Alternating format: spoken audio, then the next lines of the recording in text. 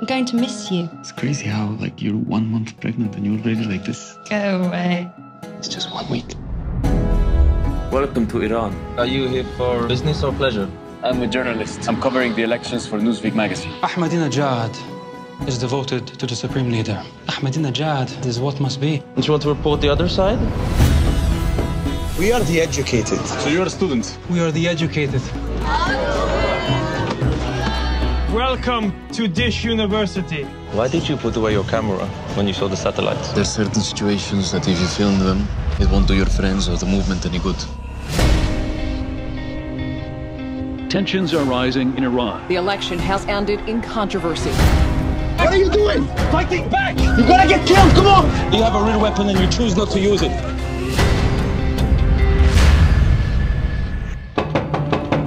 Stand up. We are here now. Sir, can you tell me why I'm here? That's what happened to foreign spies caught on Iranian soil. You are a spy. Who are you working for? The CIA? Newsweek? MI6? You will tell them nothing. There's nothing to tell. Where's Anton Chekhov? Anton Chekhov? The playwright? Yeah, you tell me. It is you who has listed an interest of him on Facebook. Answer the questions! You must not just take his blood. You must take his hope. Your wife will never see you again. Your child will never know you. Fight, Ozzy. Use your freedom. Use their weakness.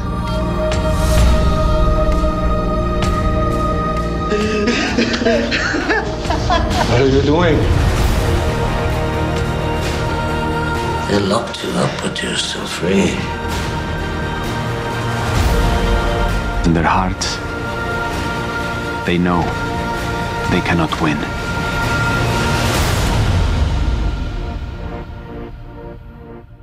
They know they cannot win. That is a very loaded statement in the wake of what happened to James Foley, the American journalist recently beheaded by ISIS. Because in that regard, some could argue that they do win.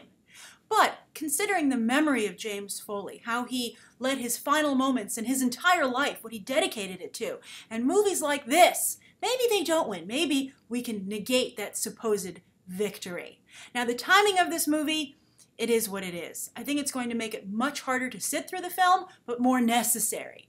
I think if what happened to James Foley hadn't happened so recently, apathy would get the better of audiences. They would say, oh, that doesn't happen anymore. That's very rare. That's not how I want to spend my Friday to Saturday night. It's too hard to watch. I don't want to go there. I don't need to go there. But now, you do need to go there. I mean, I'm sure some of you will argue that we should always go there and we should always, not turn a blind eye to what's going on in the world in its deepest, darkest corners.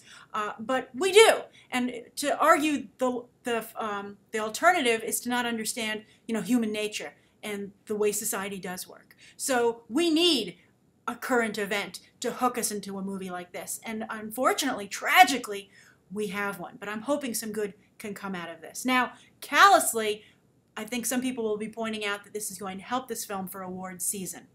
And that's really the despicable part of the film industry. But the only silver lining there is that if this is a strong awards contender, because the Academy, like audiences, realizes that this is now a more important film than ever, as this continues to happen, it's not something that happened a few times. It's not ending. It's a new danger for journalists, who, of course, have always been in danger, but this is, I think, a new level. Because it's a fantastic line when that protester says, you have a weapon with that camera. You should be using it. But the truth is that that journalist is a weapon as well. The physical journalist is a weapon that can be utilized by terrorist groups and extreme regimes, as this movie is showing.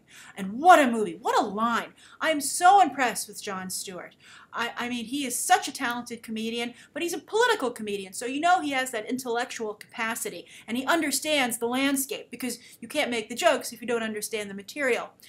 But to see him make such a departure so effectively is so inspiring and so wonderful. A lot of people wondered if it was a smart idea to take off so much time from his show. He created competition for himself because John Oliver filled in and then got his own gig over at HBO to kind of somewhat compete, to create an HBO version of The Daily Show, but at least it's on only once a week. And so there was some question as to whether or not he should risk his bread and butter like that. I think now that we're seeing the final product, I mean, who knows how the actual movie shows turns out, but from the trailer alone, yes, it was the right decision. And what a wonderful gift for Jon Stewart, who's a very lighthearted journalist, half journalist, half comedian. But for him to be the one to do this for journalists and to show the public why they do what they do, the dangers that they face, and why they still need to do it. I think many people, including myself, have been like, oh, James Foley, I wish you'd never gone over there. You'd still be alive. I understand your sacrifice was very noble, but did you need to make it? Because when you see his parents talking, it's just so sad. But a movie like this, it reminds you and it tells you why they do need to go there and why we need them to go there. It's not just some personal vendetta or drive or calling. It's something the world needs. The world needs these people to go there. And it's a lot, some soldiers come under a lot of flack as well these days for whether or not, oh, should you really be joining the army? Are you a pawn, et cetera, et cetera. And I think, sadly, journalists and soldiers are finding themselves in the same shoes these days. There's a worse place that they're finding themselves, but I don't even want to go there. But thankfully this movie is. I'll be curious to see how it ends, because that's going to be a big thing if it's going to lessen or drive home the point of what happened to James Foley. So I'm wondering how you guys feel about this.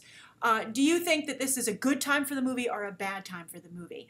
Does it make you think of James Foley? Do you think you can watch this movie or will it be too hard to sit through? And do you think that people will say they need to see this, or do you think apathy will already have won over by the time this movie comes out? And what do you think of Jon Stewart as a writer-director? Are you as impressed as I am? Write your thoughts down below. Thank you so much for tuning in, and you can check out some more episodes right now.